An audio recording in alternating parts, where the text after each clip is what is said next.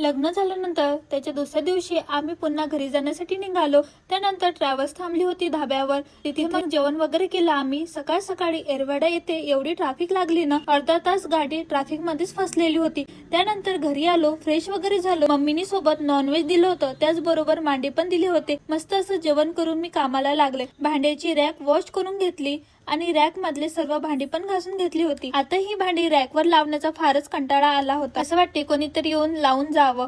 संध्याकाळी सिंपल अशी खिचडी बनवली होती। लग्नाचा व्लॉग पण चॅनल वरती अपलोड केलेला, पाहिला नसेल तर नक्की पहा। त्याच्यानंतर मी रेडी झाली होती बाहेर जाण्यासाठी। या शॉप मधून माझ्या मोबाईल साठी चार्जर घ्यायचं होतं, सो ते घेतलं। त्यानंतर स्टीलच्या दुकानात आलो, गहू ज्वारी चाळून घेण्याची गाळणी घ्यायची होती म्हणून। त्याच्यानंतर अडॅप्टर खराब झालेलं होतं, ते रिपेअर करायला दिलं। आज एका चक्कर मध्ये 2-3 कामे उरकून घेतली।